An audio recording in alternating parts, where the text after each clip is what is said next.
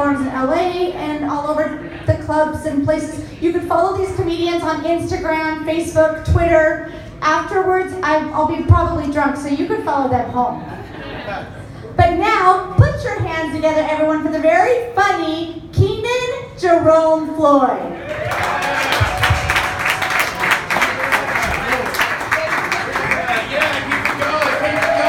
My self-esteem can't handle silence. Keep it going.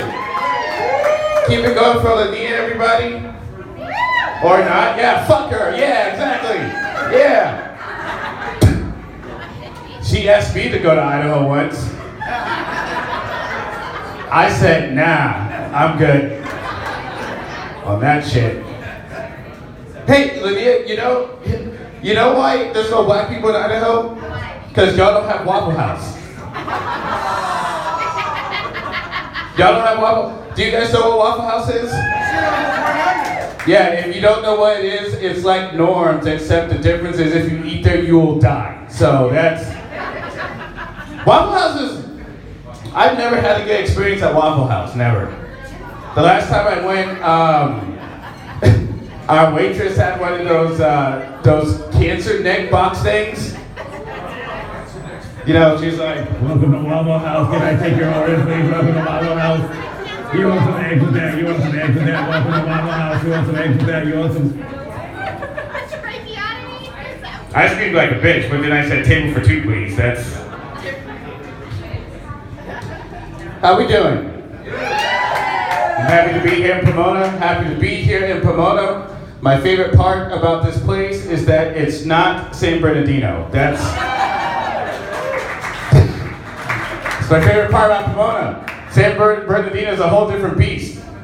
Like, the crosswalks are different. Out here, you know, when they say that the crosswalks are polite, when it's time to cross, they say, you can go now, and then the bird chirps. In San Bernardino, when it's time to go, they say, go, nigga! And then you have 2 seconds to cross the street before you get hit by a police officer, and then he gives you a ticket for jaywalking. That's San Bernardino. San Bernardino's not. I'm also happy to see some black people here because I live in Claremont.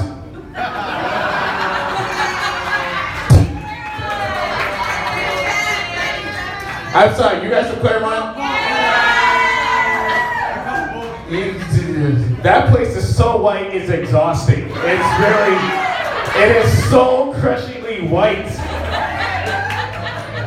And let's put it in perspective. I'm from the East Coast. On the East Coast, you know, people, we don't give a fuck about each other. In Claremont, everyone is too nice to be suspicious. When I first moved there, an old gentleman stopped me and he said, excuse me, young man, but you didn't say good morning to me.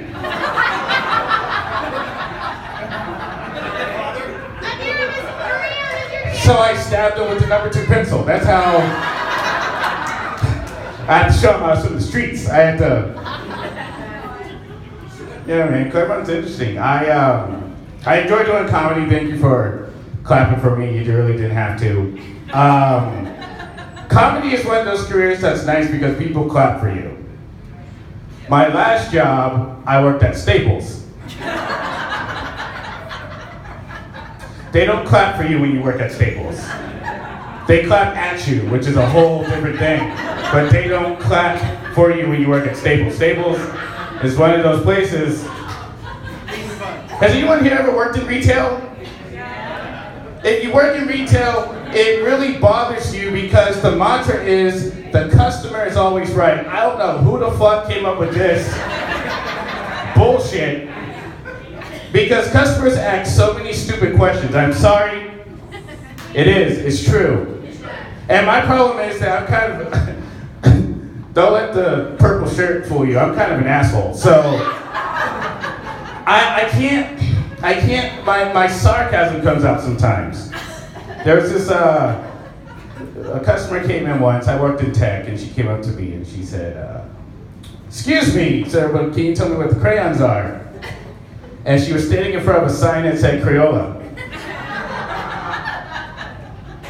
So I said, well, you can go to aisle 14 and find some glue to sniff because you're an idiot. I only came to my senses when the customer started crying. And I said, I should not be talking to this little girl like this. I should be going, I'm gonna go over here and fix a phone or something. I can't. One lady came up to me and she said, hey, can you show me where I can put my USB drive in my notebook?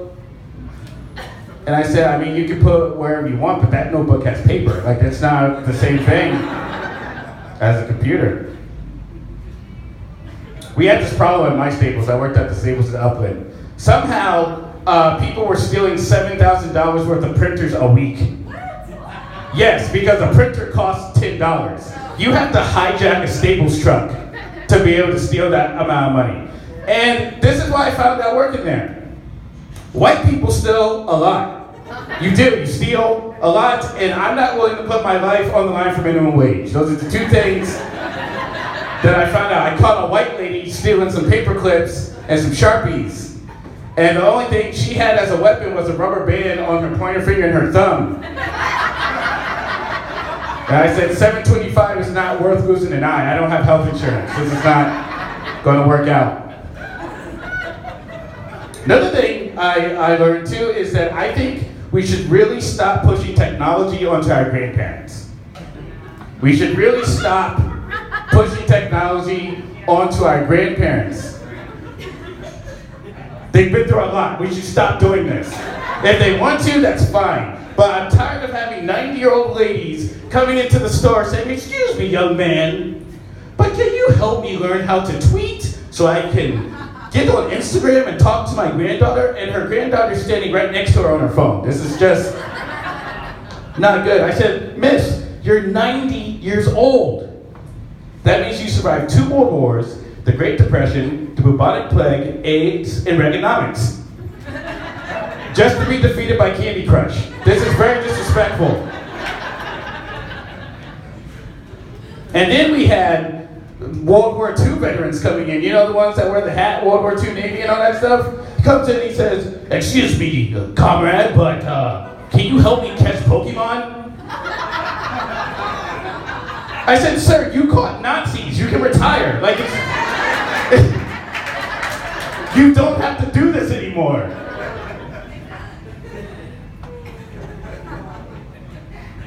Can't believe I'm working at Staples because I have a college education. This is not nice. I'm from one of those families where the kids, we were in competition. I don't know if anyone's ever done that. I thought I was going to win because the same time I went to Penn State, my brother went to the state Penn.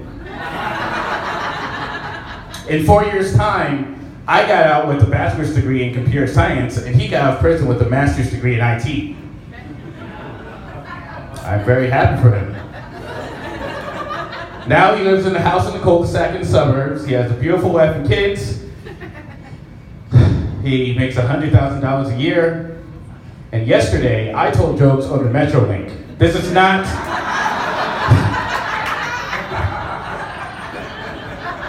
My competition was a homeless man singing I Dreamed a Dream from Les Miserables. This is not how I expected my career to go. I was not expecting this. Being a comedian, it's like sometimes I have to call home. Sometimes I have to call home for some money sometimes, you know. And, you know, I call my dad. My dad kind of likes rubbing it in, right? He likes rubbing it in a little bit. You know, I talked to him last time. He says, hello, son. I said, hello, could I have some money for, you know, for some food or something? I don't know. I'm your son. Just give me some money. Like, just do, like, can you do that, please? He's like, oh, you want some money now? Are you making money from your little skits? You're making money from your skits? And it doesn't make me feel right. He starts naming these old-ass comedians. He's like, my son's out here, after 40 years, $70,000 a year for some college, he's out here trying to be Slappy White. I'm like, who the fuck is Slappy White? He's like, oh, my bad, let me tone it down for you. You're out here trying to be Opie and Anthony. Who the fuck, what are you? Then he tries to modernize it. He's like, yeah, my son's out here trying to be Dave Chipotle. Dave Chappelle? What are you? Out here clowning around like Kevin Coronary. Kevin Hart, were you?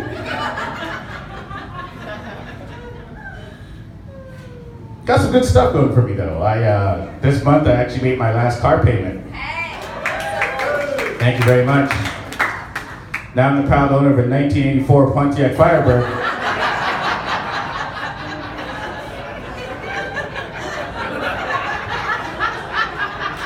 It's one of those cars where I have to watch the gas tank and the temperature gauge at the same time. And you know it didn't pass the smog test, so I'm looking out the rear view mirror too. I'm all confused driving like this. I Ubered here tonight. That's what I'm trying to say. I Ubered.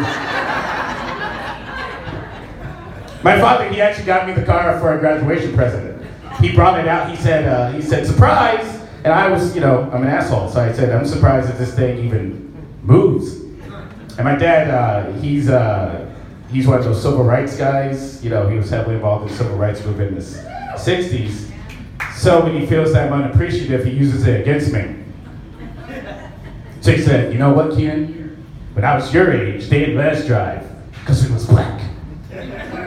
Me and 999,999 other black men marched so that you could drive this car. I looked through the window and I said, well, could y'all march a little bit more for some airbags, please? Because this throw pillow attached to the dashboard isn't very safe. This is not good. I learned a lot. I learned a lot from my parents.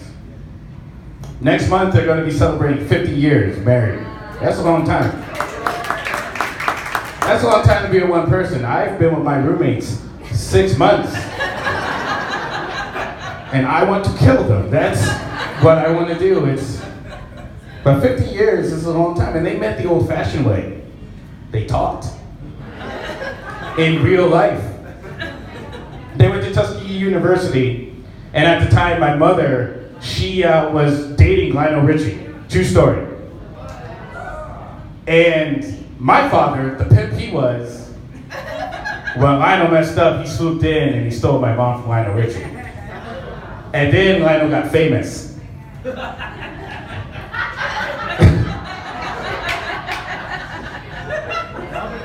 My dad was so jealous that my mother could not say hello for 15 years.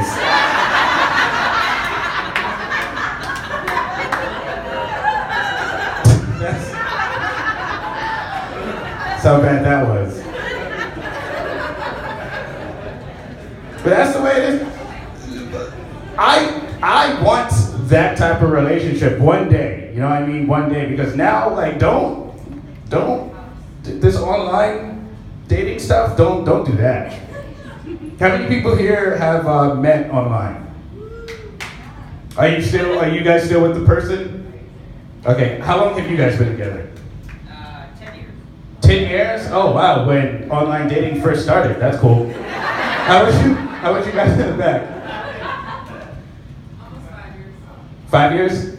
2 years? 3 years. What? Okay, so what sites did you use? All of them. All of them? But plenty of fish. So, which one did you use? Plenty of fish. I Plenty- don't recommend it. Plenty of fish. Any of you guys? eHarmony? So you're like, I'm gonna talk to my girlfriend. Dial-up shit. That's what you did. You have to wait 6 days to get a picture of her. You're just like, oh, I got a line.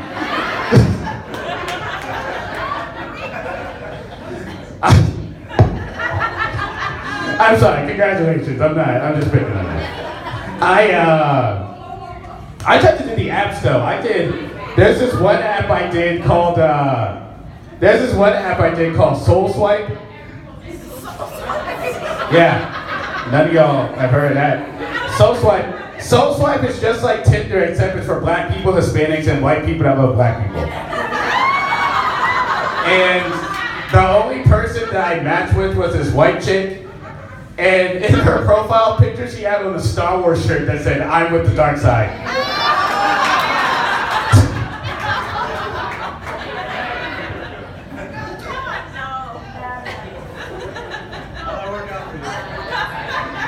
She had good taste in movies. All right, so the reason I got off online dating is because I was catfished once and I was won too many times. Now, before I tell this story, remember, you like me. Okay? I ended up going out with the burnt chick. Now, let me explain. In her photo, it was one side, right? It was one side of her face. Beautiful, very beautiful woman, right? So we matched. I went to meet her at a restaurant, and she sat there. The good side was showing, and then she turned her head, and this side was all black, and she was missing fingers because they had to get amputated. I thought she was holding chopsticks. She wasn't. Those are her fingers. And so I'm trying not to be an asshole. So I'm sitting there, and I'm looking at the good side. I'm really looking at the good side. I have a vein going from the back of my head to my forehead because I'm really trying to be interested in her. And she goes, you know what? Everyone asked me this. I just want to let you know that yes, this is my real hair. A lot of people they're curious.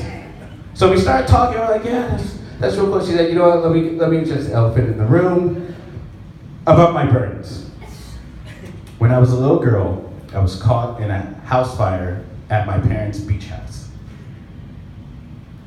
And I said, house fire, beach house, where there's sand and water everywhere. She's like, no, I don't want to talk about it anymore. So I'm like, okay, cool. All right, let's keep going. Let's focus. So I'm talking to her, and everything's good. Everything's great. We turned out to have a lot in common, except I found out that she was jealous. So the waitress comes. And the waitress, she had big boobs. Her cleavage was showing. And I look up at her, and she says, "Who are you looking at, Kenan?" I said, "I'm looking at the waitress so that we can all." "No, you keep your eyes on me. Do you hear me? You keep your eyes on me." Then she looks at the waitress and says, "Excuse me, miss. You're up here looking like a hoe with your breasts is all out. This is a respectable establishment. This ain't no Hooters. This is a Buffalo Wild Wings." So I'm trying to order, and I say, "Could we get a plate of wings extra crispy?" "Who do you calling crispy?" "I mean, can we get some wings that are regular?" "Who are you calling regular?" "Can you bring us a bowl of raw chicken, please? Can you just bring us?" So we hooked up, and so we're making out, and it's great. But then she puts her burnt arm around me, and it kind of messed me up a little bit. It was a little crispy. So I stopped. And I said, "I'm sorry if I'm making you feel uncomfortable." She says, "No, it's not that. We can't do this. We just can't do this." And I said, "Why not?" She said, "Well, to be honest with you, you're not my type."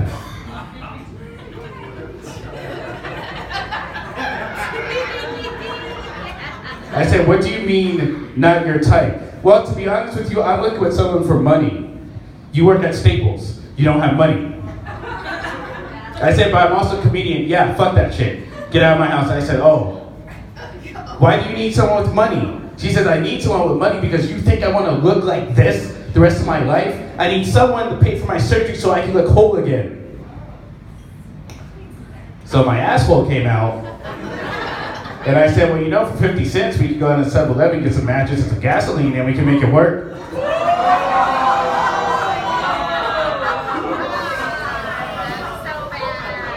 So then she looks at me, she says, "How can you say that to me? Go to hell." And I said, "Well, I might, but I still won't be as burnt as you."